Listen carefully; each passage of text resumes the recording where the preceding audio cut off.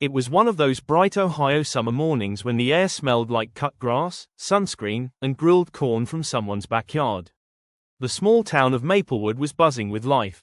Kids zipped around on bikes decorated with red, white, and blue streamers. Parents carried foldable lawn chairs to the park. The annual summer street fair was the crown jewel of July, part fundraiser, part tradition, and mostly an excuse for neighbors to outdo each other's potato salads. At the center of this wholesome chaos was Elliot Barnes, a 38-year-old history teacher who decided, against better judgment, that this year he would add magician to his list of life skills.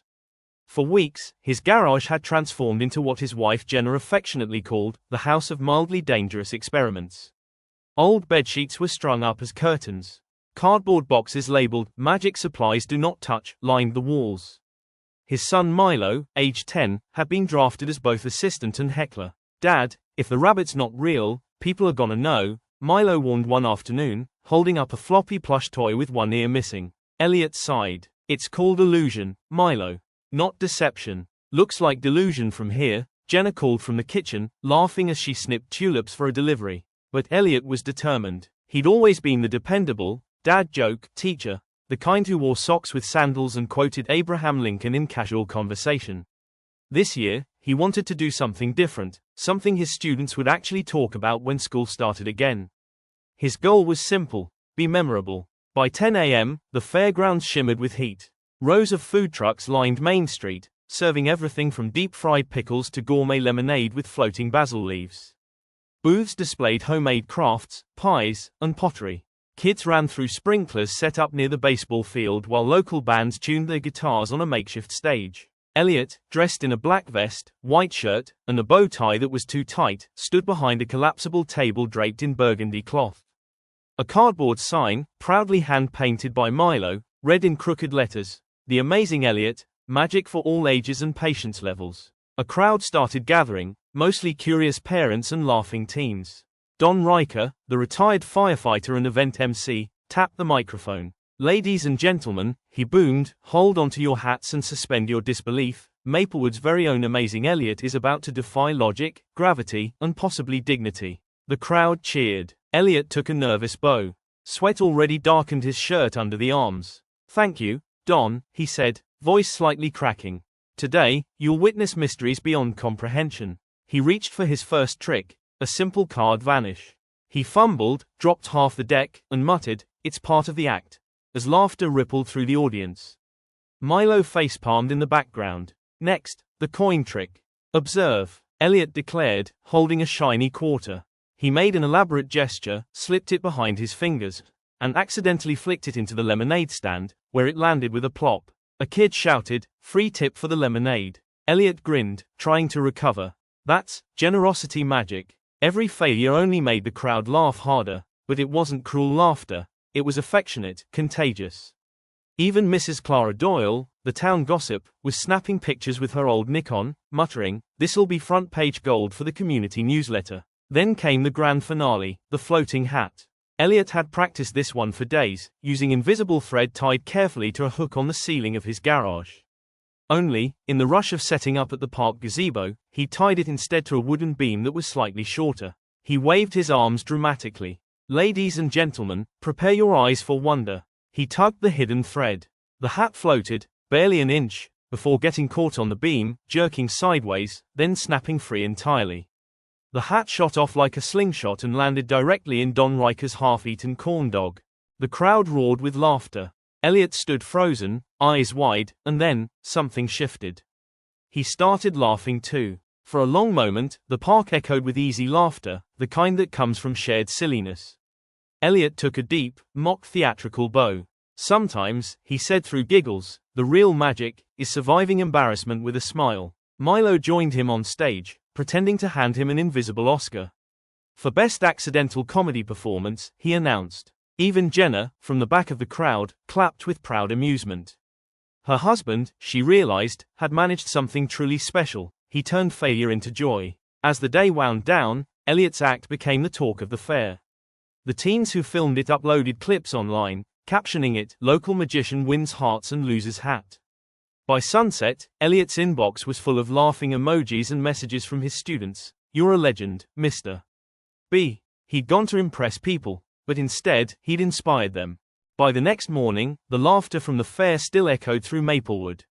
Videos of Elliot's flying hat act had made their way across town group chats and local Facebook pages. One clip, uploaded by a teenager named Harper Lawson, had over 1,000 views overnight. The caption read, "He tried, he failed, he laughed. The amazing Elliot equals Maplewood legend dizzy tears of joy." Elliot woke up with the faint dread that accompanies internet fame. His phone was buzzing with notifications. "Mr. B, you're viral," one of his students texted, followed by 15 laughing emojis. Jenna walked in, holding 2 mugs of coffee. "So, Magician of the Year," she teased, handing him one. "How's it feel to be a hometown sensation?" He groaned, sipping the coffee. "If I'd known my hat would become a meme, I'd have worn a better shirt." But even as he joked, a warmth bloomed in his chest. There was something oddly freeing about failing so publicly, and realizing the world didn't collapse. People had laughed with him, not at him. And in a way, that laughter had loosened something tight in his spirit. Outside, the town stretched awake under a soft gold morning. Birds perched on telephone wires, chirping like gossipers. Kids rode past on scooters, shouting, "Hey, Mr. B, do the floating hat trick again. Maybe you'll make it float into your breakfast next time," he shouted back, laughing. Jenna stood at the door, arms crossed, smiling. "You know," she said, "you should do a follow-up at the community center this weekend. They're doing a charity night for the library fund." Elliot hesitated. "After yesterday's performance, I'd be lucky if the library lets me check out books." But Jenna gave him that look, the one that said, "You can laugh or you can grow, but you're definitely not hiding." 3 days later, the Maplewood Community Center glowed under the setting sun.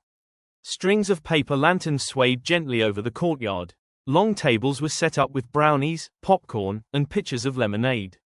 Kids chased each other around folding chairs while older residents shared stories about the good old days. Elliot stood backstage if a curtain tied to a basketball hoop could be called that, wearing his now iconic black vest and bow tie, this time paired with confidence and a wink. Milo was back as his assistant, clipboard in hand. "You sure you don't want to call this the Amazing Elliot Redemption Tour?" he quipped. "I prefer the slightly improved Elliot," Elliot replied, adjusting his bow tie. When the lights dimmed, Harper Lawson, now volunteering as MC, took the mic. "Ladies and gentlemen," she announced with mock seriousness, backed by popular demand, or mild curiosity, the one, the only Amazing Elliot. Applause erupted. Someone shouted, "Make the hat fly again." Elliot grinned. "Not this time, folks. Tonight, it's all about new tricks, new lessons." He started with a few simple illusions, nothing grand, but smoother this time. He made a scarf disappear and reappear from Milo's sleeve, pulled a deck of cards from his shoe, and even performed a light-hearted, mind-reading bit that hilariously failed when the volunteer accidentally said her card out loud. Each failure became part of the comedy. The crowd loved it. Every stumble earned laughter, every mistake a cheer. It wasn't perfect, but it was alive, authentic, and warm. Like the town itself. As the final trick approached, Elliot paused, looking out at the crowd. He took a deep breath. "You know," he said, voice softer now, "last week, I thought being a magician meant pulling something amazing out of thin air. Turns out, it's about showing up, even when you look ridiculous doing it." He raised his hand dramatically. "So for my final illusion, brace yourselves. I will make self-doubt disappear." He snapped his fingers. Nothing happened. The audience laughed. Elliot smiled and shrugged. "Guess it's still loading." And with that, he took his final bow. The room erupted in applause, loud, genuine, sustained. For a brief moment, it felt like the ceiling might lift right off the gymnasium. Jenna clapped the hardest, eyes shining with pride. She mouthed, "You did it." Afterward, kids crowded around him for selfies. Don Riker patted him on the back. "You've got guts, Elliot. And good timing too." Elliot smiled, feeling something shift again, not a trick this time, but a realization. The real magic was persistence and laughter. The kind that keeps you standing up after embarrassment, trying again, not to be perfect, but to keep learning. Blank. Later that night. Back home, the house was quiet except for the ticking of the kitchen clock. Milo was asleep, curled up with his dog, Bandit. Jenna sat with Elliot on the porch swing, the air still warm and heavy with the scent of blooming honeysuckle. "So," she said softly, "what did the amazing Elliot learn?" Elliot smiled, looking up at the stars. That maybe failure's just another kind of applause, if you listen right. Jenna chuckled. You should put that on your next magic poster. They sat in comfortable silence for a while, fireflies blinking like shy applause in the dark. Inside, on the counter, lay a small envelope. A note from the community center. Thank you for reminding us that joy isn't about being flawless. It's about showing up. You raised $800 for the library. The Maplewood committee. Elliot grinned, whispering to himself, now that's a magic trick. The old town clock chimed 10 p.m., steady, patient, perfect. And with each ring, it seemed to whisper, keep laughing, keep trying, keep showing up.